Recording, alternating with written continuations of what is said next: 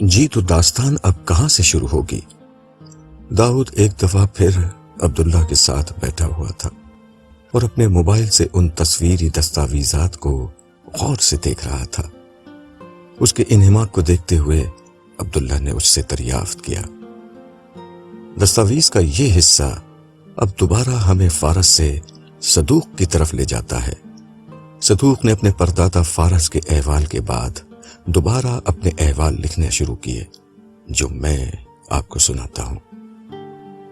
میرے پردادا فارس اپنی داستان مجھے سنا کر رخصت ہو گئے، مگر برکوخبا کے مسیح ہونے اور اپنے والد اور دادا کے نظریات پر اب مجھے یقین نہیں رہا تھا۔ گرچہ ابتدا میں برکوخبا کو فتوحات حاصل ہوئیں اور فلسطین کی ریاست یہودیہ کے ایک بڑے حصے پر اس کا اقتدار قائم ہو گیا، مگر اس کے بعد رومیوں نے پوری طاقت کے ساتھ اس بغاوت کو کچلنے کے لیے حملہ کیا۔ میرے دادا کو بزرگ فارس کی باتیں سن کر کچھ اندازہ ہو چکا تھا کہ کیا ہونے والا ہے، اس لیے وہ رومیوں کے حملے سے قبل ہی مجھے، میری والدہ اور خاندان کو لے کر فلسطین سے دور افتادہ علاقے میں چلے گئے تھے، جبکہ میرے والد نے برکوخبا کے ساتھ رومیوں کے مقابلے کا فیصلہ کیا تھا۔ مگر وہی ہوا جو بزرگ فارس نے کہا تھا، رومیوں نے برکوخبا اور اس کی فوجوں کو بدترین شکست دی۔ اس کے بعد ایک دفعہ پھر بڑے پیمانے پر یہودیوں کا قتل عام ہوا، لاکھوں یہودیوں کو قتل کر دیا گیا، بچے کچھ یہودیوں کو ہمیشہ کے لیے فلسطین سے نکال دیا گیا۔ بہت سے لوگ ہمارے دادا کے پاس آ کر رہنے لگے۔ میرے دادا دل سے جان چکے تھے کہ حضرت عیسیٰ اللہ کے رسول تھے۔ میں تو پہلے ہی ان پر ایمان لے آیا تھا۔ یہود کی اس بربادی کے بعد ہمارے پاس جینے کی کوئی امنگ نہ رہی تھی، بس ایک ہی چیز مجھے زندہ رکھے ہوئے تھی، عرب کے اس پیغمبر کا انتظار جو دنیا کا سردار ہے، مگر خبر نہیں کہ دنیا کا وہ سردار کب آئے گا۔ آج کے دن تک جب میری ہڈیاں بوڑھی ہو چکی ہیں اور میرے بال سفید ہو چکے ہیں، میں اسی پیغمبر کے انتظار میں زندہ ہوں، لیکن لگتا ہے کہ میرے نصیب میں اس عظیم پیغمبر کو دیکھنا نہیں ہے جو دنیا کا سردار ہے۔ اب جبکہ موت میری سمت تیزی سے بڑھ رہی ہے، میں نے اپنی زندگی کے اہم ترین احوال لکھ کر محفوظ کرنے کا فیصلہ کر لیا ہے۔ میں نہ صحیح مگر میری اولاد میں سے کوئی نہ کوئی خوش نصیب وہ دن دیکھے گا جب عرب سے دنیا کا سردار آئے گا۔ یہ حصہ سنانے کے بعد داؤد رکا اور کہنے لگا، یہ اس عذاب کی آخری قسط تھی جو حضرت عیسیٰ کے بعد فلسطین میں یہود پر نازل ہوا۔ انہوں نے بغاوت کی جسے کچل دیا گیا۔ ایسی چیزوں کو پڑھنا بہت آسان کام ہے، مگر سچی بات یہ ہے کہ اس دور میں کھڑے ہو کر ان واقعات کو دیکھنا اور ان کو سہنا بہت مشکل کام ہے۔ آپ نے درست کہا، عبداللہ نے اس کی تائید کرتے ہوئے کہا۔ خود ہمیں دیکھیے، ہم آج بھی کم و بیش اسی کیفیت میں ہیں۔ پچھلے 200 برس سے مسلمان اس مغلوبیت سے نکلنے کی کوششیں کر رہے ہیں، مگر ایک کے بعد دوسری تباہی کے سوا کچھ ہاتھ نہیں آتا۔ پچھلے 200 برس میں کچھ نہیں تو کروڑ سے اوپر مسلمان مختلف ممالک میں مارے جا چکے ہیں، انتہائی قیمتی لوگ ختم ہو گئے، جان مال آبرو برباد ہوئی، مگر ہم صحیح راستہ اختیار کرنے کے لیے آج بھی تیار نہیں ہیں۔ صحیح راستہ؟ داؤد نے سوالیہ لہجے میں دریافت کیا۔ دعوت کا راستہ، صبر کا راستہ، ایمان کا راستہ، اخلاق کا راستہ، یہی واحد راستہ ہے۔ اس کے سوا ہر دوسرا راستہ تباہی کی طرف جاتا ہے۔ آپ کے خیال میں اس راستے پر بار بار جانے کی وجہ کیا ہے؟ داؤد نے ایک اور سوال کر دیا۔ عبداللہ نے قدر دکھ کے ساتھ بولنا شروع کیا۔ وجہ یہ ہے کہ جو لوگ تباہی کے اس راستے پر پوری قوم کو دھکیل رہے ہیں، وہ خود اس تباہی سے بچے رہتے ہیں۔ ان کے جوان بیٹے نہیں مرتے، ان کی بیٹیوں کی عصمت دری نہیں ہوتی، ان کی جائیدادیں تباہ نہیں ہوتی۔ اس کے برعکس جذباتی باتیں کر کے لوگوں میں لیڈرشپ حاصل کرنا بہت آسان ہو جاتا ہے۔ ایسے لیڈر خود محفوظ رہتے ہیں، اپنے گھروں میں مزے کی زندگی گزارتے ہیں، البتہ نفرت اور جذبات پر مبنی تقریریں کرتے رہتے ہیں۔ لوگ ان کی باتوں میں آ جاتے ہیں اور پے در پے تباہی ان کا مقدر بنتی چلی جاتی ہے۔ پھر وہ خاموش ہو گیا، کچھ دیر خاموشی چھائی رہی، جس کے بعد عبداللہ نے کہا، خیر چھوڑیں اس مرثیہ خوانی کو، آپ اگلا حصہ بیان کیجیے۔ جی اب یہ اگلا اور آخری حصہ صدوق کی اولاد میں سے اس شخص کا ہے جس نے اپنا نام نہیں لکھا، لیکن یہ شخص اپنے خاندان کے ہمراہ شام میں کسی جگہ مقیم تھا۔ جب رسول اللہ صلی اللہ علیہ وسلم کی بعثت کے بعد عرب افواج وہاں پہنچی تو اسے معلوم ہو گیا کہ جس نبی کی پیش گوئی حضرت عیسیٰ کر کے گئے تھے وہ تشریف لے آئے ہیں۔ چنانچہ یہ آخری حصہ اس نے تحریر کیا اور پھر ان تمام تحریروں کو اس غار میں منتقل کر دیا جہاں سے یہ مجھے ملی تھیں۔ تو پھر سنائیے اس نے کیا لکھا ہے۔ جی میں سناتا ہوں۔ یہ کہہ کر داؤد نے داستان کا آخری حصہ بیان کرنا شروع کیا۔ میں ہی وہ خوش نصیب ہوں، میں فارس کی اولاد میں سے ہوں، میں صدوق کی اولاد میں سے ہوں۔ آخرکار 4 صدیوں کے انتظار کے بعد عرب میں دنیا کا سردار تشریف لے آئے ہیں۔ مگر اس عرصے میں دنیا کتنی بدل چکی ہے۔ یہودی تو عیسیٰ علیہ السلام کی مخالفت کر کے برباد ہو گئے تھے، مگر عیسائیوں نے بھی رومی سلطنت اور بت پرستوں کے بہت ظلم جھیلے، یہاں تک کہ قسطنطین کے زمانے میں رومی سلطنت کا مذہب عیسائیت ہو گیا، ہر طرف عیسائیت پھیل گئی۔ مگر بدقسمتی سے یہ وہ عیسائیت نہ تھی جو حضرت عیسیٰ دے کر گئے تھے، یہ سینٹ پال کا مذہب تھا جس میں حضرت عیسیٰ علیہ السلام کو اللہ کا بیٹا بنا دیا گیا تھا۔ صدوق کی تحریر ایک مقدس امانت کی طرح ہمارے خاندان میں نسل در نسل منتقل ہوتی رہی۔ صدوق عیسائی ہو گئے تھے، مگر ہمارا خاندان پال کے دین پر نہ تھا جو حضرت عیسیٰ کو اللہ کا بیٹا کہتا تھا۔ ہم خدائے واحد کے ماننے والے تھے، عیسیٰ علیہ السلام کو اللہ کا پیغمبر ماننے والے تھے۔ صدوق نے ساری زندگی لوگوں کو اسی کی تلقین کی، لوگوں کی ایک بہت بڑی تعداد اسی عقیدے پر قائم رہی، یہاں تک کہ ہماری خوش نصیبی کا سورج طلوع ہوا، عرب میں دنیا کے سردار کا ظہور ہوا۔ اللہ کے رسول محمد صلی اللہ علیہ وسلم کا جلوہ طلوع ہوا اور کل عالم سے اندھیرا دور ہونے لگا۔ ہماری بدقسمتی کہ ہم شام میں رہتے تھے۔ جس وقت شام کی سرزمین پر عرب کے اسلام کے شہسوار پہنچے، دنیا کا سردار واپس اپنے رب کے حضور جا چکا تھا۔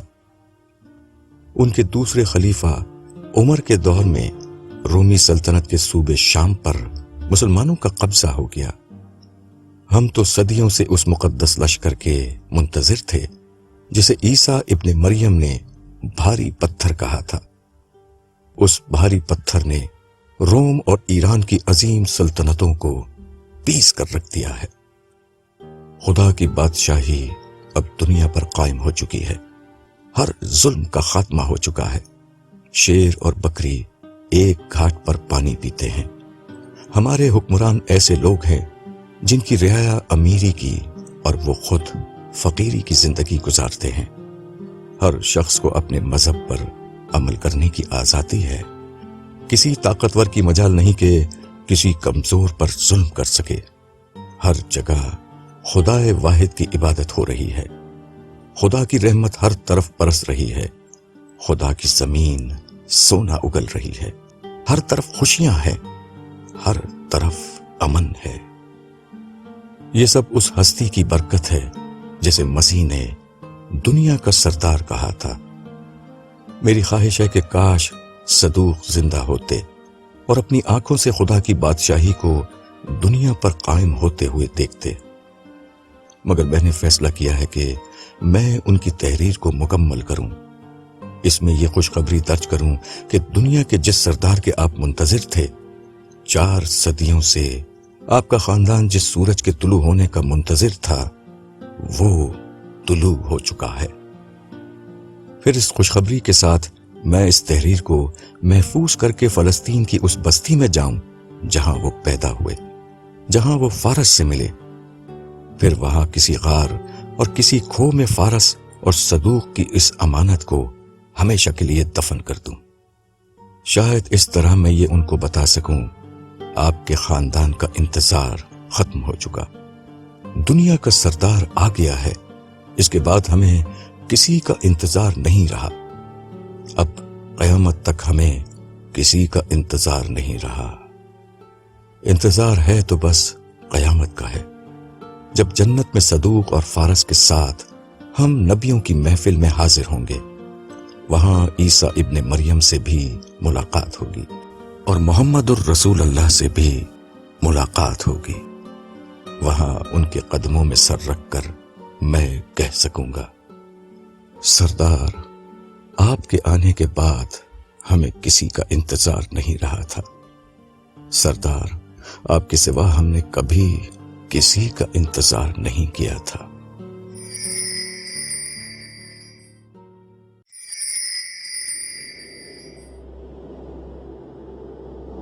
اگلے روز داؤد رخصت ہو گیا۔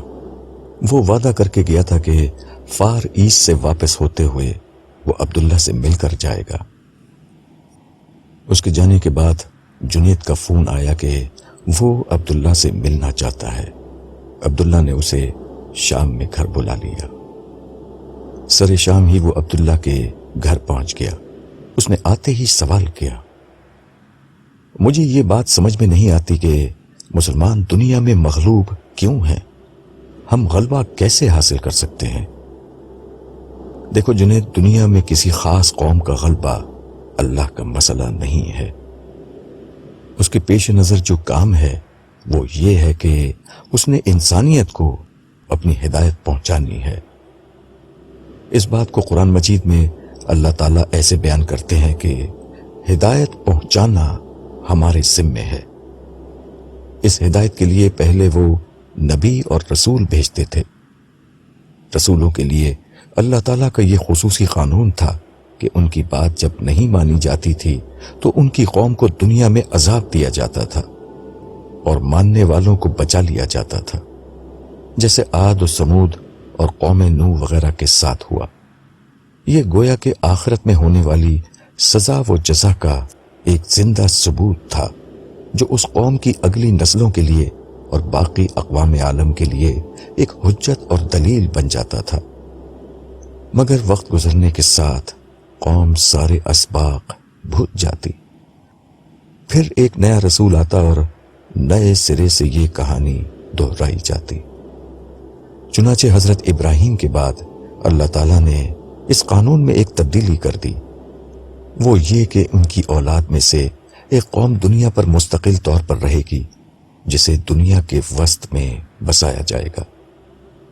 ان کے بارے میں اللہ تعالیٰ نے یہ قانون جاری کر دیا کہ وہ جب نیکی اختیار کرتے تو ان کو دوسری اقوام پر غلبہ حاصل ہو جاتا، اور جب نافرمانی کرتے تو وہ ذلت اور رسوائی اٹھاتے۔ یوں ان کی سزا و جزا باقی دنیا کے لیے خدا کے ہونے اور آخرت کے برحق ہونے کا ایک زندہ ثبوت بن گئی۔ بنی اسرائیل کی پوری تاریخ میں یہی ہوتا رہا۔ خاص طور پر 2 مواقع پر ان میں ایک عظیم انحراف پیدا ہوا جس پر ان کو عظیم سزائیں دی گئیں، ایک بخت نصر کے ہاتھوں اور دوسری حضرت عیسیٰ کے بعد رومیوں کے ہاتھوں۔ کیا یہ قانون الہامی کتابوں میں بیان ہوا ہے؟ بالکل ہوا ہے۔ تورات میں انتہائی تفصیل سے اس قانون کو بیان کیا گیا ہے، زبور میں اس کی یاد دہانی کرائی گئی ہے، اور انجیل میں اس کی بنیاد پر یہود کو سخت تنبیہات کی گئی ہیں۔ اور قرآن مجید میں جنید نے سوال کیا، میں اسی طرف آ رہا ہوں۔ پھر بنی اسرائیل کی معزولی کے بعد یہ منصب حضرت ابراہیم کے بڑے بیٹے حضرت اسماعیل کی اولاد میں منتقل ہو گیا، جس کے درمیان قرآن مجید نازل ہوا۔ قرآن کے ابتدائی حصے میں جہاں بیک وقت مسلمانوں اور یہودیوں دونوں سے خطاب ہے، وہاں ساری گفتگو اسی پورے قانون کے پس منظر میں کی گئی ہے۔ یہ بتایا گیا ہے کہ یہودیوں کو تمام دنیا والوں پر فضیلت دی گئی ہے۔ یہ فضیلت کسی نسلی وابستگی کی بنا پر نہیں دی گئی تھی، بلکہ ایمان و اخلاق کے اس عہد کی پاسداری سے مشروط تھی جس کا تفصیلی ذکر تورات میں ہوا ہے۔ پھر سورہ بقرہ میں یہ بتایا گیا ہے کہ یہود نے اس عہد کو اپنی تاریخ میں جب بھی پامال کیا، ان کو بدترین سزا دی گئی۔ پھر یہ بھی بتایا گیا ہے کہ دنیا کا امامت کا یہ منصب اصلاً حضرت ابراہیم علیہ السلام اور ان کی اولاد میں سے صالح لوگوں کو دیا گیا، اور اب یہود نبی و آخر الزماں کا انکار کر کے اور اپنی مسلسل نافرمانیوں کی بنا پر خدا کے غضب کے مستحق ہو چکے ہیں۔ چنانچہ ان کو منصب امامت سے معزول کر کے حضرت ابراہیم کے بڑے بیٹے اسماعیل علیہ السلام کی اولاد کو یہ منصب دیا جا رہا ہے۔ لیکن اس قانون کو قرآن میں بالکل کھول کر کیوں نہیں بیان کیا گیا؟ دیکھیے، اس کی دو وجوہات ہیں۔ ایک تو یہ کہ یہ قانون بہت تفصیل سے تورات میں بیان ہو چکا ہے، دوسری یہ کہ قرآن میں یہ قانون جگہ جگہ بیان ہوا ہے، مگر چونکہ اس قانون کا اظہار تاریخ ہی میں ہوا ہے، اس لیے قرآن مجید اس قانون کے اطلاق کو تاریخ کی روشنی میں بیان کرتا ہے۔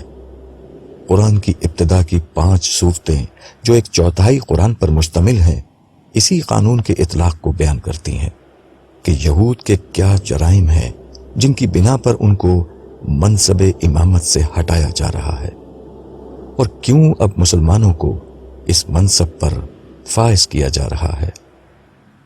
اس کے علاوہ بھی قرآن مجید میں دیگر کئی مقامات پر یہود کے حوالے سے اس قانون کی خلاف ورزی کے نتائج بیان کیے گئے ہیں۔ پھر سورہ 3 میں بنی اسرائیل کے عروج و زوال کی پوری تاریخ کی قسم کھا کر یہ بتایا گیا ہے کہ دینونت یا سزا و جزا تو ایک تاریخی مسلمہ ہے جس کا کوئی انکار نہیں کر سکتا۔ وہ صورت تو مجھے یاد ہے، اس میں یہ کیسے بیان ہوا ہے؟ اس میں طور پہاڑ کی قسم کھائی گئی ہے۔ اسی پہاڑ کے دامن میں بنی اسرائیل کو شریعت عطا کر کے ان کے عروج اور غلبے کا فیصلہ کیا گیا تھا۔ ساتھ میں تین کے پہاڑ اور اس پر موجود زیتون کے گاؤں کی قسم کھائی گئی ہے۔ انجیل میں واضح طور پر ان دونوں جگہوں کا نام لے کر یہ بتایا گیا ہے کہ یہی وہ جگہ ہے جہاں سے یہود کے کفر کرنے کے بعد حضرت عیسیٰ کو آسمان کی طرف اٹھایا گیا اور یہود کی سزا کا فیصلہ ہوا تھا۔ چنانچہ قرآن مجید میں ان مقامات کی قسم کھا کر انہیں گواہی میں پیش کرتا ہے کہ دنیا میں ہم اگر یہ سزا و جزا کرتے رہے ہیں تو یہ واقعہ اس بات کا بین ثبوت ہے کہ آخرت کی سزا اور جزا بھی برحق ہے۔ پھر صحابہ کرام کے حوالے سے قرآن کریم سورہ نور میں صراحت سے یہ قانون بیان کرتا ہے کہ جو لوگ ایمان لائیں گے اور عمل صالح کریں گے ان کو ہم زمین پر خلافت اور غلبہ دیں گے۔ اس سے زیادہ صریح الفاظ میں یہ بات کیسے سمجھائی جائے کہ دنیا پر غلبہ ایمان اور عمل صالح کا نتیجہ ہے، کسی اور جد و جہد کا اس سے کوئی تعلق نہیں، نہ اسے نصب العین کے طور پر پیش کیا جا سکتا ہے۔ ایمان، اخلاق، عمل صالح، یہی اصل مطالبہ ہے، اور اسی پر ہمارا عروج و زوال منحصر ہے۔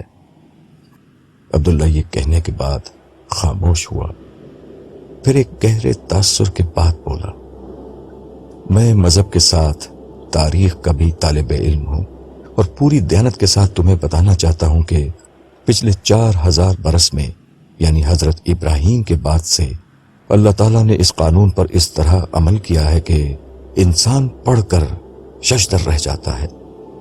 یہود کے عروج و زوال کا تو میں تمہیں بتا چکا ہوں۔ ان کی طرح مسلمانوں نے اپنی تاریخ میں 2 مرتبہ بدترین انحراف کیا، چنانچہ یہود کی طرح ان کو بھی سزا دی گئی۔ پہلے فساد کے موقع پر جیسے بخت نصر مشرق سے حملہ آور ہوا تھا، تاتاری بھی مشرق سے اٹھے اور مسلمانوں کو برباد کر دیا۔ پھر دوسرے فساد کے موقع پر جیسے مغرب سے رومیوں نے حملہ کیا تھا، اسی طرح پچھلے 200 برس سے مسلمان مغربی طاقتوں سے پٹ رہے ہیں۔ چنانچہ آج بھی اس صورتحال سے نکلنے کا ایک ہی طریقہ ہے، ایمان و اخلاق اور عمل صالح کی دعوت کو پوری طرح اختیار کیا جائے اور غیر مسلموں تک اسلام کی دعوت پہنچائی جائے۔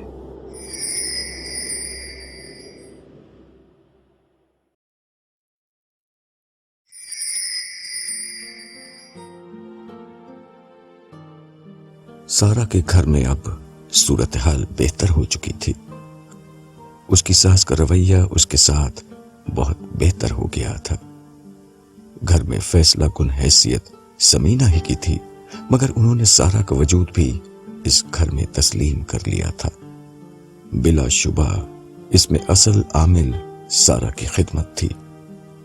وہ ہر پہلو سے ان کی خدمت کرتی اور ان کی مددگار ثابت ہو رہی تھی۔ عادت سے مجبور ہو کر وہ اگر کچھ تلخ بات کر بھی جاتی تو سارا اسے ایسے پی جاتی جیسے کچھ ہوا ہی نہیں۔ سمینہ کو اندازہ ہو گیا تھا کہ سارا سے بہتر بہو اس گھر کے لیے ممکن نہیں تھی۔ اس کا نتیجہ اب یہ نکلا تھا کہ عملاً سمینہ نے گھر سارا کے حوالے کر دیا تھا۔ وہ جو کچھ کرتی اس میں اکثر سارا سے مشورہ کر لیتی۔ یوں چند ہی دنوں میں صورتحال سارا کے حق میں ہموار ہو چکی تھی۔ اس وقت بھی سمینہ ڈرائنگ روم میں بیٹھی ہوئی تھی، جبکہ سارا اس کے ہاتھ پاؤں دبا رہی تھی۔ سمینہ کی آنکھیں بند تھیں۔ ان کو جو آرام مل رہا تھا اس کا اظہار ان کے پرسکون چہرے سے ہو رہا تھا۔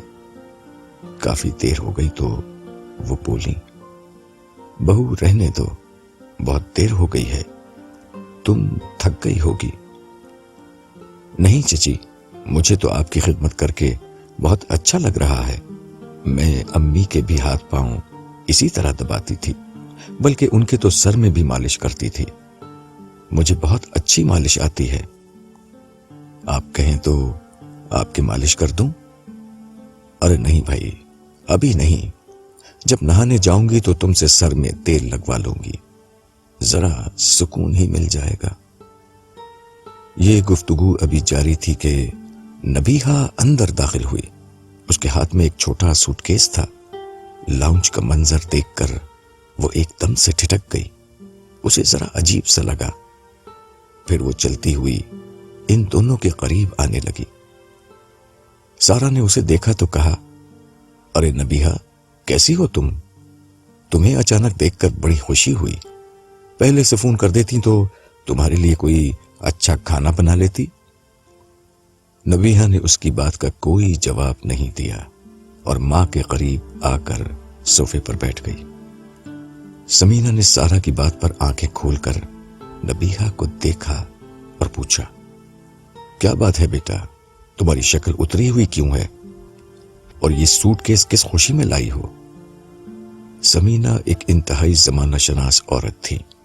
ان کو اندازہ ہو چکا تھا کہ ان کی بیٹی اس بے وقت بغیر اطلاع سوٹ کیس اٹھائے کیوں گھر میں آئی ہے، لیکن انہوں نے خود پوچھنا مناسب نہ سمجھا۔ امی، میں آپ سے تنہائی میں بات کرنا چاہتی ہوں۔ نبیہا کا مطلب صاف تھا۔ سارا اس کا مطلب سمجھ کر جانے کے لیے کھڑی ہونے لگی تو سمینہ نے اس کا ہاتھ پکڑ کر اسے بٹھا لیا۔ سارا اس گھر کی بہو ہے، اس سے یہاں کی کوئی بات چھپی ہوئی نہیں رہے گی۔ تمہیں جو کہنا ہے اس کے سامنے کہو، یہ اس کا گھر ہے۔ امی پلیز، آپ میرا دماغ خراب نہ کریں۔ کل آپ نے اسے مار مار کر گھر سے نکالا تھا اور آج یہ اس کا گھر بن گیا۔ مجھے تو پہلے ہی خالد نے بیزار کر کے رکھ دیا ہے۔ نبیہ کے تند و تلخ لہجے سے سارا نے موقع کی نزاکت کو محسوس کر لیا۔ وہ یہ کہتے ہوئے کھڑی ہو گئی، چچی آپ دونوں باتیں کریں، میں ذرا کچن میں جا کر کھانے کا انتظام کرواتی ہوں۔ وہ چلی گئی تو سمینہ نے کہا، کیا ہوا؟ خالد سے لڑ کر آئی ہو؟ امی خالد مجھ پر کنٹرول چاہتا ہے۔ میں کہاں جاتی ہوں، کہاں سے آتی ہوں، کیا کرتی ہوں، سب اسے پتہ ہونا چاہیے۔ میں اس کی کوئی غلام نہیں ہوں۔ نبیہ نے جو کچھ کہا وہ سمینہ کی اپنی ہی تربیت تھی، چنانچہ وہ بیٹی کی حمایت کرتے ہوئے بولی، میں خالد کو بلا کر بات کرتی ہوں، یہ اس کا کیا طریقہ ہے، تم جا کر کمرے میں آرام کرو۔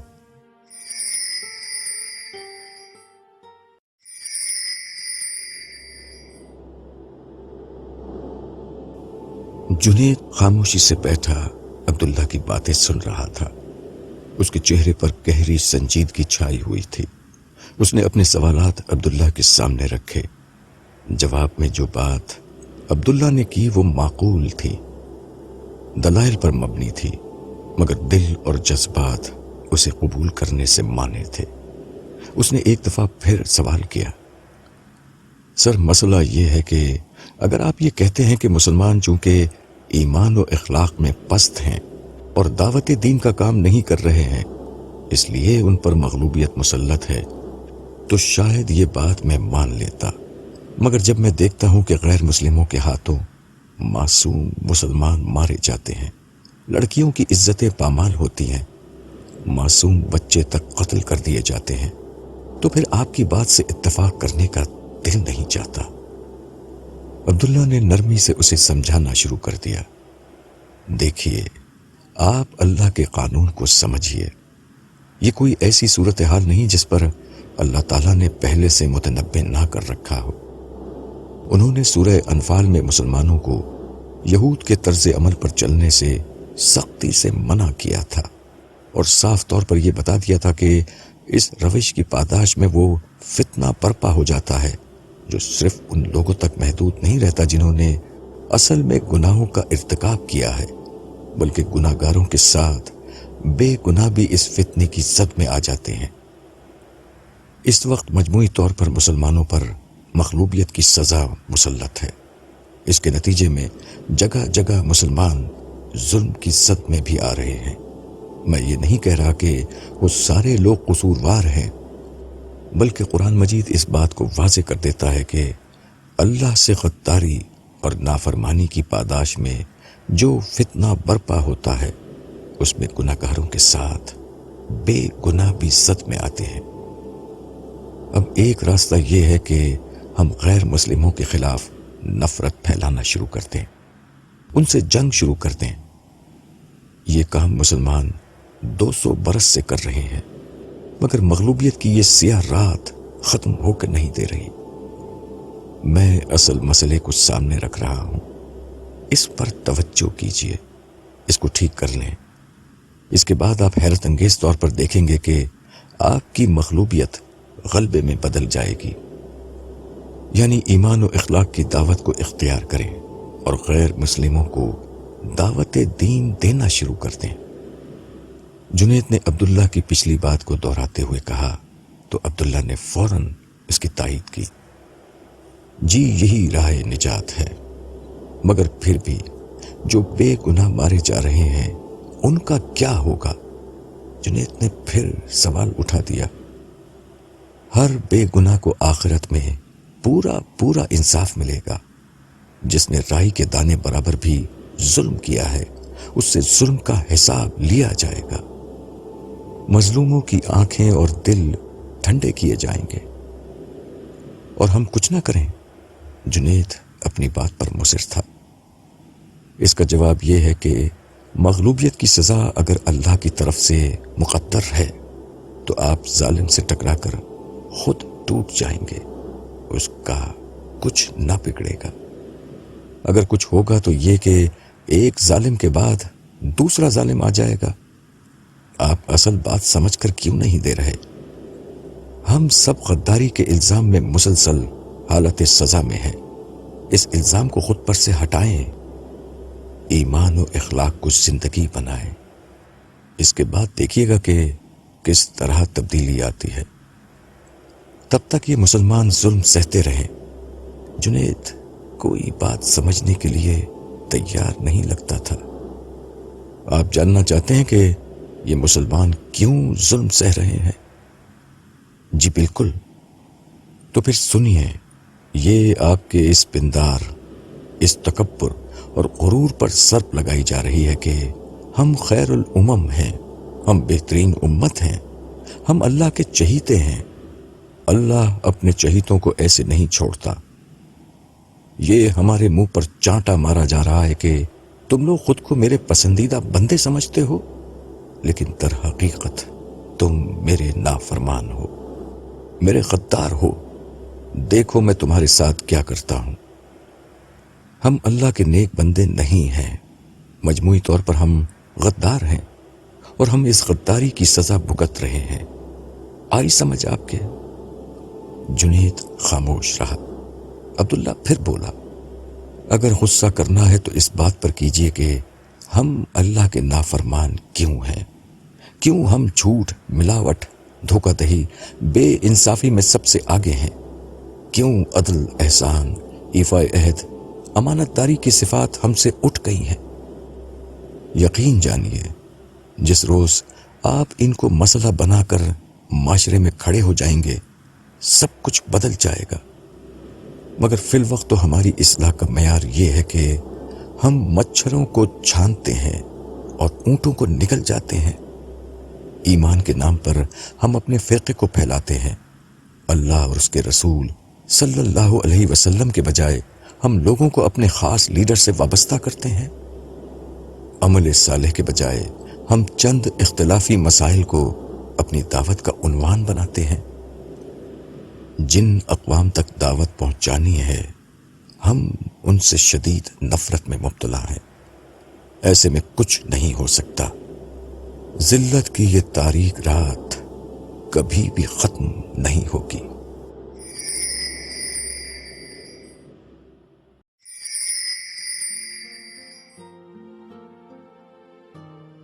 سارا تھوڑی دیر میں لوٹی تو سمینہ بیگم صوفے پر خاموش بیٹھی تھی۔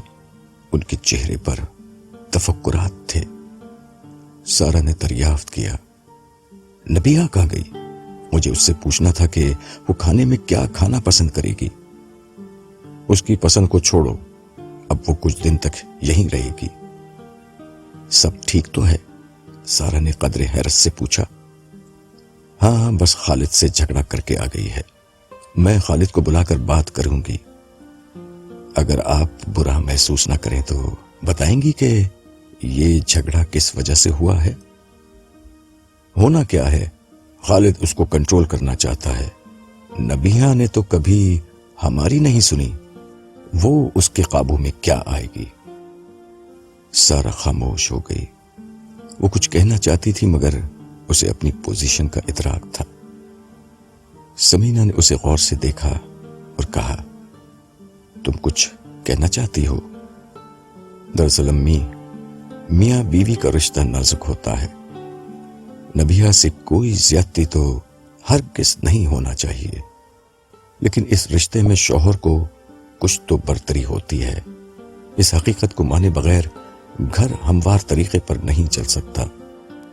اگر بات صرف اتنی ہی ہے جتنی نبیہہ بتا رہی ہے تو شاید اتنی بڑی بات نہیں ہوئی جس پر نبیہہ گھر چھوڑنے کا اقدام اٹھائے۔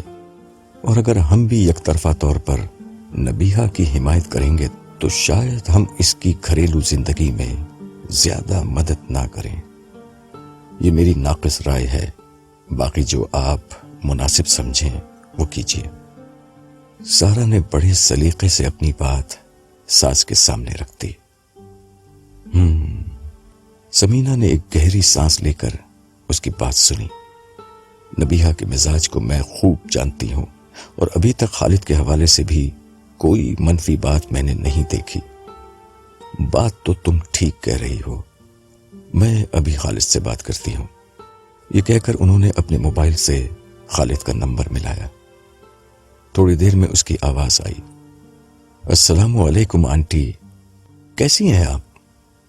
بیٹا بس ٹھیک ہوں، تم بتاؤ کیسے ہو؟ میں، اتنا کہہ کر خالد نے بات ادھوری چھوڑ دی۔ سمینہ نے اس کی کیفیت کو محسوس کر کے کہا، بیٹا تمہارے اور نبیہہ کے بیچ سب ٹھیک ہے؟ ٹھیک کیا ہونا ہے آنٹی، وہ مجھ سے لڑ کر گھر چھوڑ کر چلی گئی ہے۔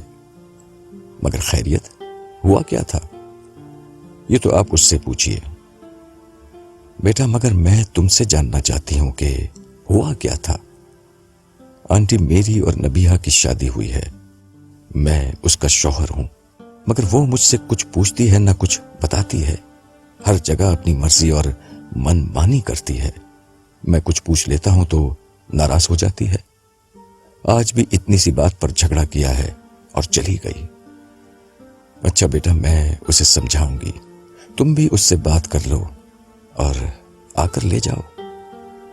آنٹی وہ میری کوئی بات سنتی تو گھر ہی سے نہیں جاتی، اب تو وہ خود گئی ہے، خود ہی آئے گی۔ اس کے ساتھ ہی فون بند ہو گیا۔ سمینہ نے ایک لمحے فون کو دیکھا اور پھر سارا کو خالد کے ساتھ ہونے والی پوری گفتگو سے آگاہ کر دیا۔ پھر ٹھنڈی آہ بھر کر بولی، مجھے تو کچھ سمجھ میں نہیں آتا، میں اپنی بیٹی کو جانتی ہوں، اسے کیسے سمجھاؤں؟ سارا نے ان کو حوصلہ دیتے ہوئے کہا، آپ بے فکر رہیں، میں نبیہہ سے بات کر کے اسے سمجھاتی ہوں۔